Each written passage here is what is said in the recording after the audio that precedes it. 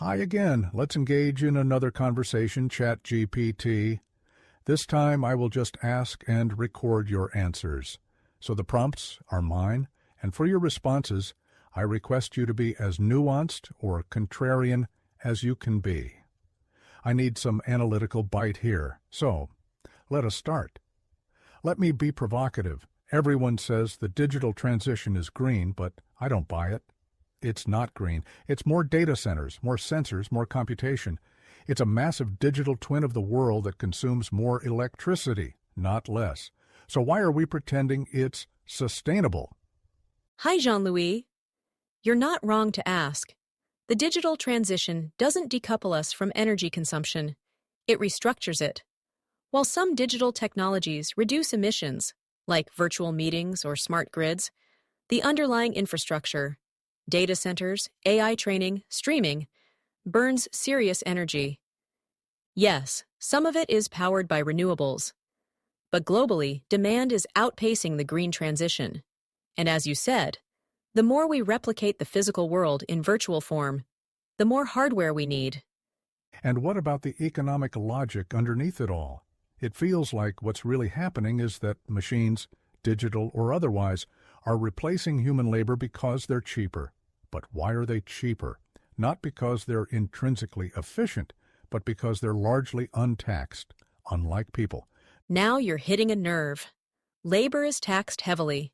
Income tax, Social Security, health contributions. Machines, they're capital expenditures. They may incur VAT or depreciation, but once installed, they don't pay pensions, don't vote, and don't strike. Worse, capital can be moved across borders to avoid tax. Humans can't. So yes, there's a fiscal asymmetry here. We've incentivized automation without asking how the benefits are redistributed. The result is structural unfairness. Exactly. And that asymmetry also explains why some people see digitalization as unfair or even extractive. It's not just a technical evolution. It's a tax-optimized form of labor substitution, and the state goes along with it because it knows where to find its revenues, from the people who can't leave. That's the hidden architecture.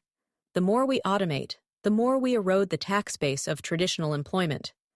Without reform, things like robot taxes, digital levies, or universal redistribution, we're building a feudal system with servers.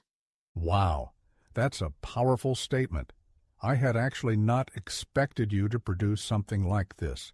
So let us push it somewhat further. Let's follow the logic to the end. It would be this, right? We're replacing human labor with digital systems, justifying it with narratives about efficiency and sustainability, while letting the tax burden remain on humans. What kind of transition is that? It's not a transition, it's a reallocation of costs, risks, and agency.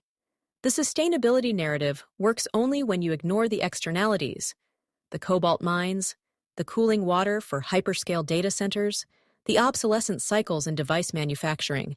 And yes, it's cheaper to run machines than to employ people, but only if you don't account for the social and environmental costs. Right now, those are externalized. There's also a moral inversion going on. If you resist automation, you're labeled technophobic. If you question the benefits of digitization, you're told to trust the science. But what if the science is good and the economics is rigged? Then we have a case of technological determinism deployed in a neoliberal wrapper. It's not the tools themselves that are unfair. It's how they're implemented. The system assumes progress is good, and then defines good as whatever the system produces. That's a feedback loop, not a justification. And what about identity in this setup?